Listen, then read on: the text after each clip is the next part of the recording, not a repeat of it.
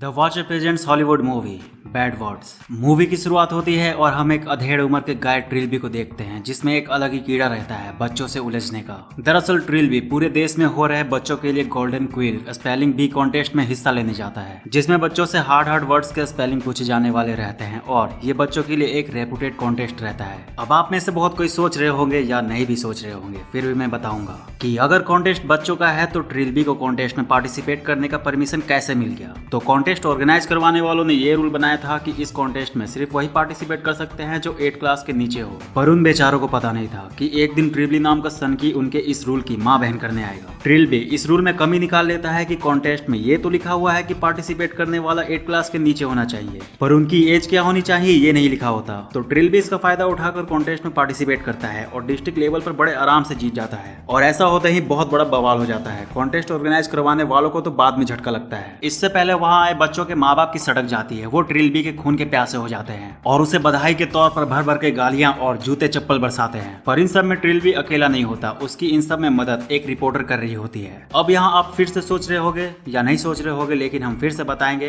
कि आखिर ये रिपोर्टर ट्रिलबी की मदद क्यों कर रही है। क्या ये ट्रिलबी की गर्लफ्रेंड है? तो बिल्कुल नहीं, इस बेचारी का नाम जेनी है और ये पहले एक बहुत अच्छी जर्नलिस्ट हुआ करती थी, पर फिलहाल बहुत दिनों से बेचारी को कोई ढंग की स्टोरी नहीं मिल रही थी। तो ट्रिलबी के जरिए वो अपनी किस्मत दोबारा चमकाना चाहती है, क्योंकि उसे अच्छे से पता रहता है कि ट्रिलबी के इस कांड से सभी लोग जरूर हड़केंगे और वो सही रहती है और दोनों का मकसद भी यही रहता है। पर ऐसा आखिर क्यों?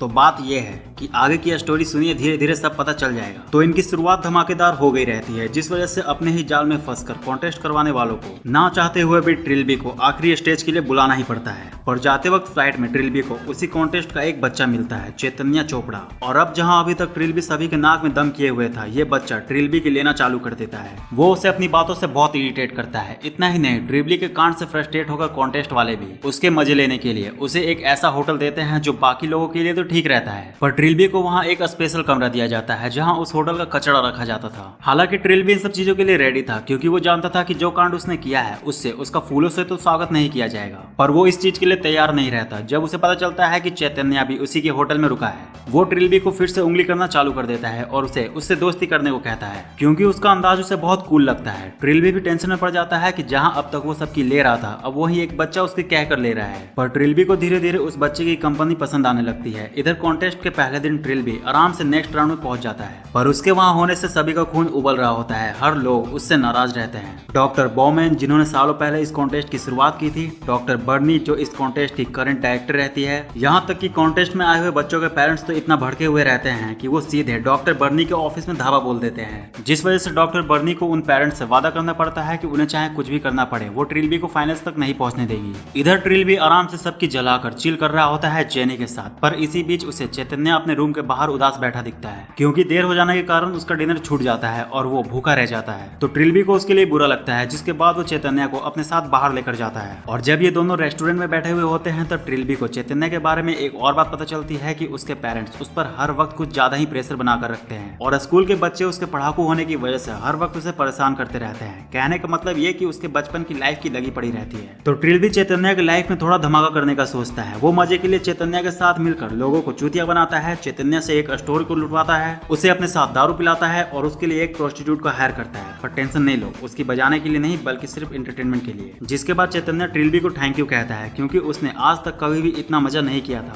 और इन सब के बदले वो उसे अपना फेवरेट टॉय कर देता है। दोनों के बीच एक इमोशनल बॉन्डिंग क्रिएट हो जाती है। वहीं दूसरी तरफ जेनी को अपने एक डिटेक्टिव दोस्त से ट्रिलबी के पास्ट के बारे में पता चलता है, जिससे उसे सारा मामला समझ आ जाता है कि ट्रिलबी इन बच्चों वाले कॉन्टेस्ट में इतना हाथ धोकर पीछे क्यों पड़ा है। वहीं अगले दिन से डॉक्टर बर्नी ट्रिलबी को कॉन्टेस्ट से बाहर निकालने के लिए उसके वर्ड्स में फेरबदल करना शुरू कर देती है। वो उसके लिए ऐसे ऐसे वर्ड्स सेट करती है जिससे बोलने में जुबान की भी आत्मा मर जाए। पर अपना ट्रिलबी भी कम थेतर नहीं रहता, वो पूरी तैयारी के साथ वहां जमा रहता है। ऐसा कोई भी वर्ड नहीं रहता जिसकी स्पेलिंग उसे पता नहीं रहती। और एक टाइम के बाद डॉक्टर बर्नी ट्रिलबी को निकलवाने के चक्कर में खुद फंस जाती है कॉन्टेस्ट के रूल को तोड़ने के लिए और उन्हें उनके पोजीशन से निकाल दिया जाता है, क्योंकि ये ट्रिलबी की गलती नहीं थी कि उसने कॉन्टेस्ट के रूल का फायदा उठाया, बल्कि गलती उनकी थी जो उन्होंने रूल सही से नहीं बनाया। और क्योंकि ट्रिलबी अब एक कॉन्टेस्टेंट है तो उसे भी बाकी कंटेस्टेंट के इक्वल ही इज्जत मिलनी चाहिए। जिसके बाद इतने हंगामे होने के बाद फाइनल कॉन्टेस्ट से पहले डॉक्टर बॉमैन ट्रिलबी के पास खुद जाते हैं और उससे रिक्वेस्ट करते हैं कि वो उनका कॉन्टेस्ट खुद छोड़ दे, क्योंकि उसकी वजह से उनकी और उनके कॉन्टेस्ट की इज्जत लगातार बर्बाद हो रही है। डॉक्टर बॉमैन की बात सुनकर ट्रिलबी उनसे कहता है कि उसे अच्छे से पता है कि उसकी इस हरकत से सभी की इज्जत जा रही है, पर फिर भी वो कॉन्टेस्ट नहीं छोड़ेगा क्योंकि वो यही तो चाहता है। और ये कहकर ट्रिलबी चैतन्य से मिलने जाता है उसके लिए एक गिफ्ट लेकर, क्योंकि वो भी उसके साथ फाइनल में पहुंच गया रहता है। पर चैतन्य के रूम के बाहर पहुंचने पर उसे बहुत बड़ा शौक लगता है। वो चैतन्य और उसके पिता की बातें सुन लेता है,